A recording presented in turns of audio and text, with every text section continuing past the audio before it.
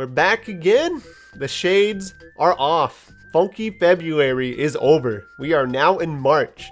I'm undecided if it's Randomizer March. It might be.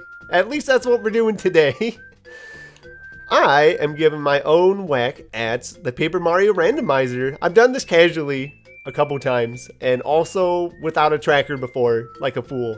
But above me, right up there, we got a tracker this time. I'm actually smart and I'm using one, so I will not forget what I need to look at. Couple quick rundowns on my settings.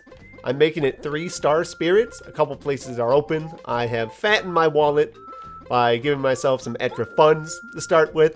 The shops can have important items. That's always fun. Partners are random. Colors are kind of all over the place. Let's see who we're starting with. We have Bombette. That's actually really good. 7 FP, 1 badge point, Mega Quake. Oh, and I've just noticed about the BB cost. Yeah, it's, I'm trying to remember. I think I told the badges to be whatever they wanted for badge costs. There's a semi-randomized amount where you can change it by, for the most part, badges will be up or down 1. And then sometimes they will go to an extreme and be whatever they feel like being. Like, usually say something's 3. Most of the time the randomizer will go, alright, we're settling this somewhere between 2 and 4. And then 10% of the time it'll be like, heck it, 1 through 8, it's going to be whatever we feel like. And I'm pretty sure I told the game to have them be just whatever they feel like all the time. I'm gonna make sure to mark I have that palace key. What's in the tree? An ice potato. Fabulous. It's done a great job surviving in these conditions, all things considered.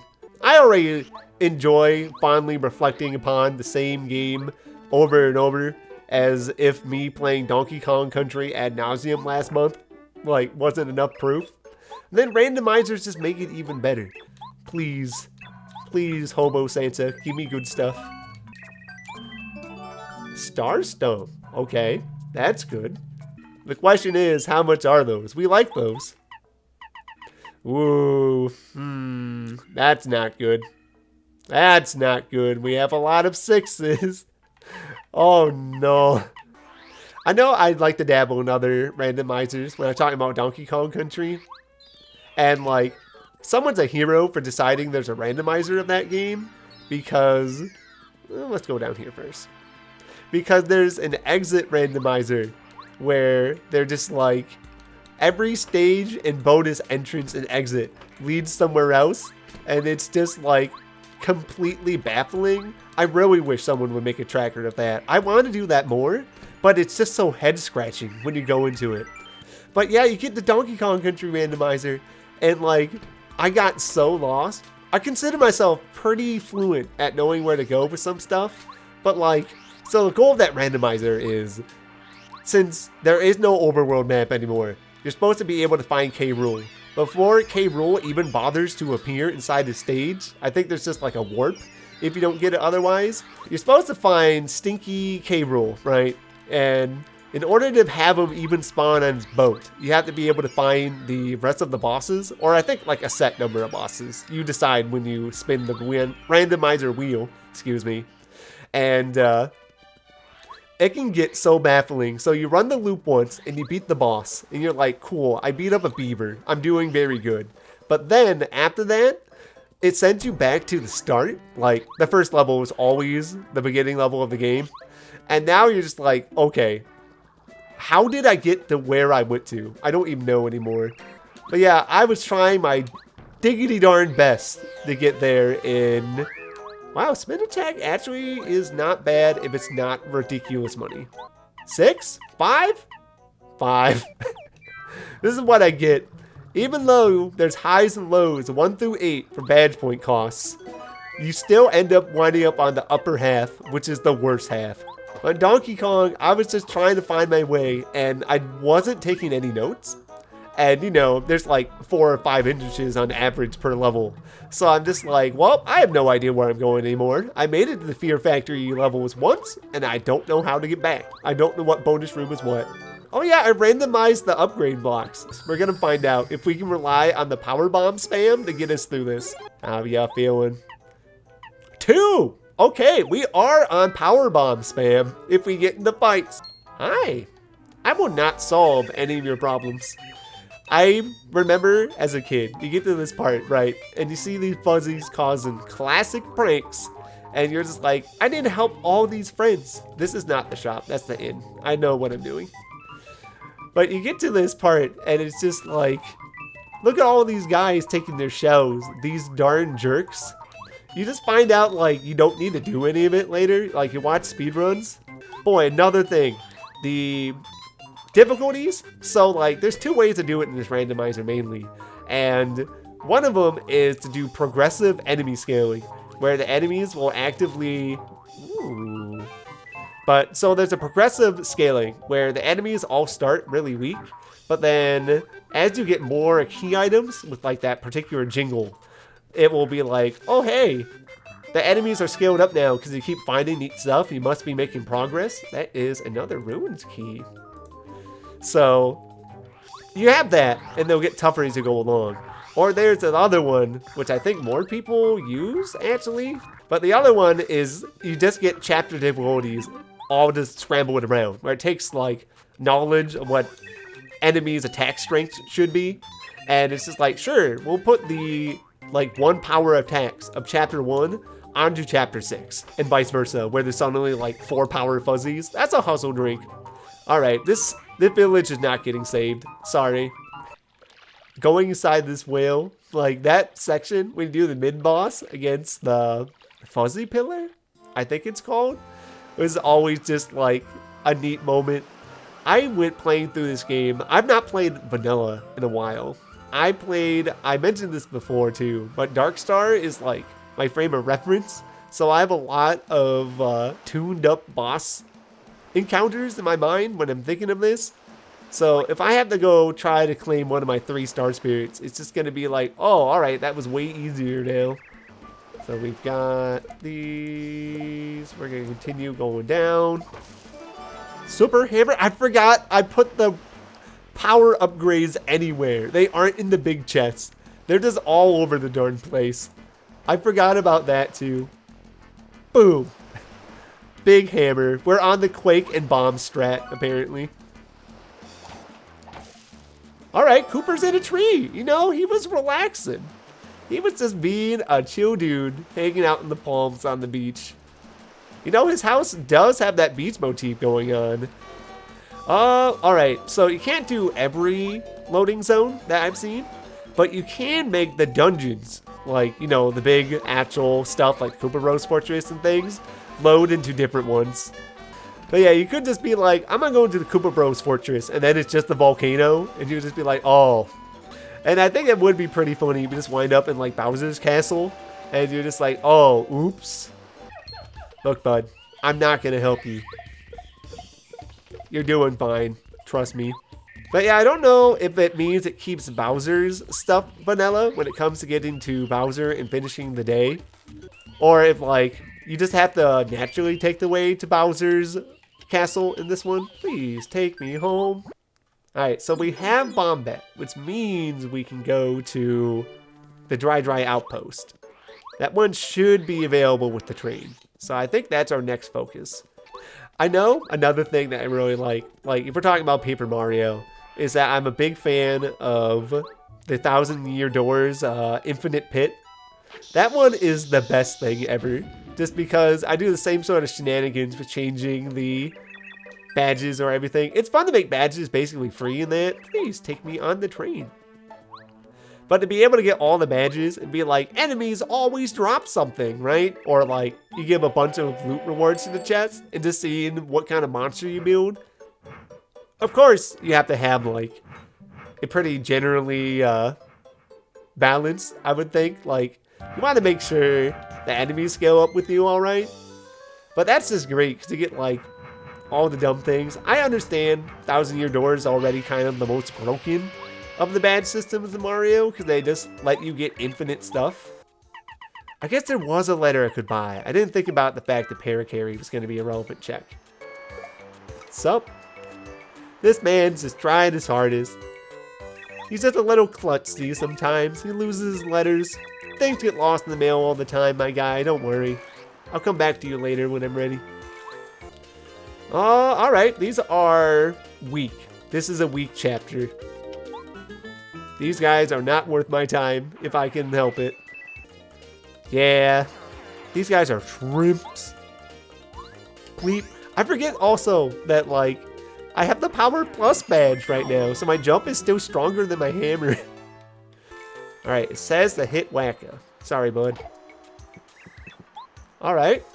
I was doing a test on a different scene, so I could just, like, shake off the dust a little, you know? And then, while fighting the fuzzies, the game decided it was going to crash, and I was like, wow, great. Hi. Take this. I delivered the books. Great. Thanks. That's pretty mid, my guy.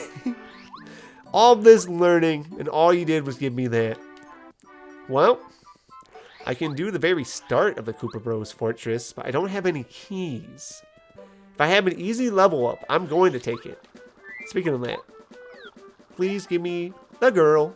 We all know that Bombette's one of the best things you can do with partners in this game. If you look at that beautiful experience, we like it when Chapter 1 is higher stuff, because you can randomize enemy formations, but they don't change from chapter to chapter. So if you just have a bunch of like Koopa Troopas, you can just pow block into their back and then just beat up while they're all just stuck there. It'd be like easy farming. I think their defense is still the same too, right? Yeah. Oh no.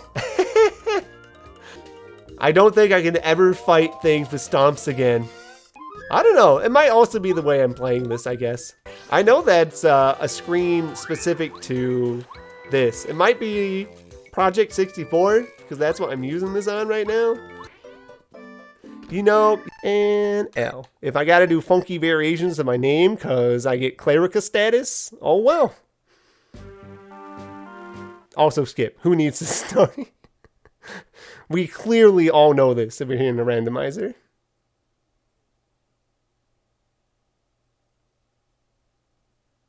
Oh no. Yeah, honestly, I have to stop. I have to stop being so vain. Be like, what did my name do? I was born with this. And like, sorry, friend.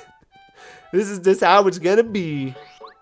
At least they only have the star spirits. I should theoretically be able to find plenty of items and like get through most of this. Even if it's an emulator-based issue with crashing on the jumps.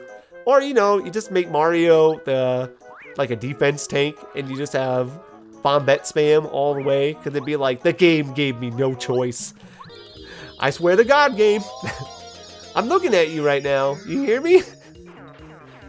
I'm already out here in the stars, and you don't know how hard it can be to just locate a thing when you're out in the vast void of space. When you're just hunting down like the newest item you want to get, the newest game, when Metroid Prime is out physical, and you're just like, you know how many planets and stations I need to go to right now in order to get this stuff? It's already hard enough driving around in your spaceship the whole time in order to get things you want. And now this game is trying to give me sass, being like, you thought you were on one planet with some coherent set of rules? Heck you. Now that we know crashing is on the menu, we are going to save when we see blocks. Maybe we can bait them out. No, I don't want to jump. All right. Oh, God. No, he knew he was gonna wreck me. Ugh. But yeah, Dark Star let me aim upwards. I'm super spoiled because like I look at this and being like, I can do this, right? All right, I'm gonna walk into you without crashing the game. That's right. The guy on the air does not. Oh gosh. All right, this is good. There we go. We aren't crashing the game, despite what you're trying to make me do, Paper Mario. The Koopa Bros are obviously TMNT.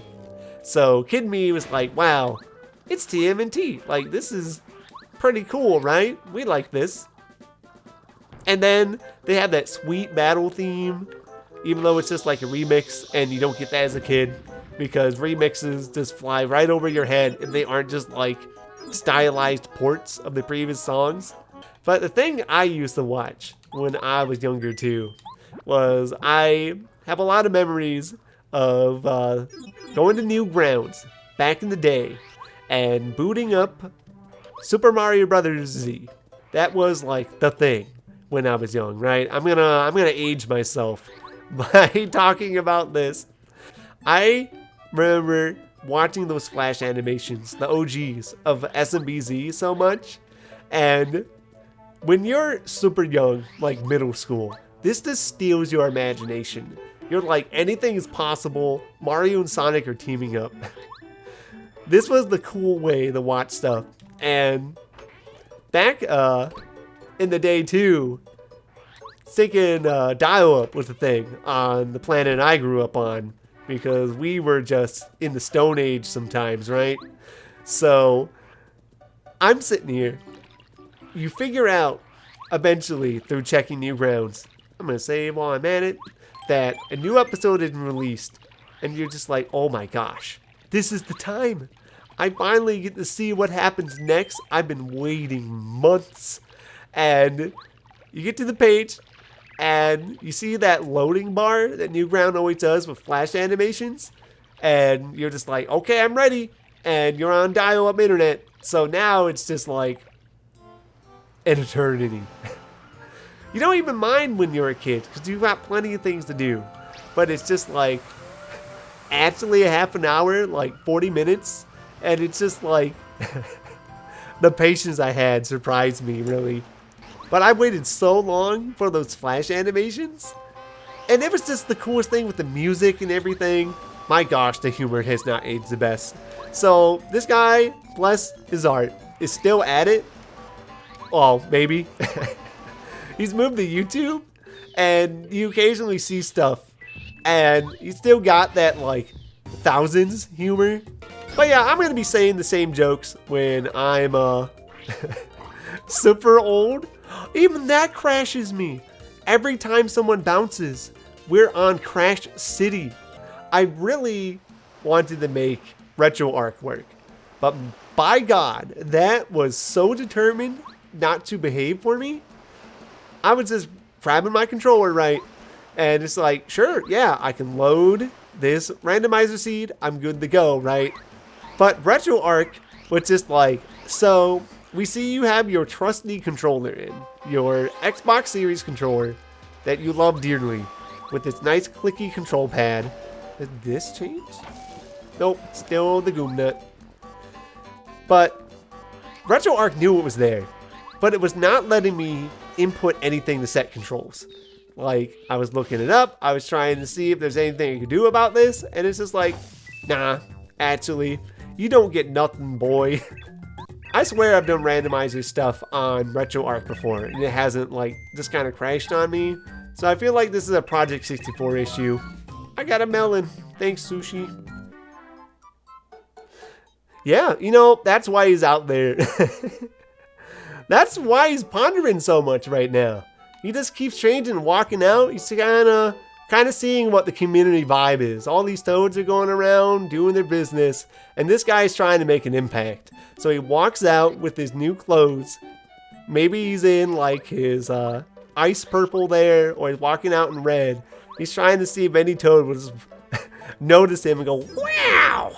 And then like these toads just keep doing their thing. They don't even care. So he's noticing this, and he's just like, oh,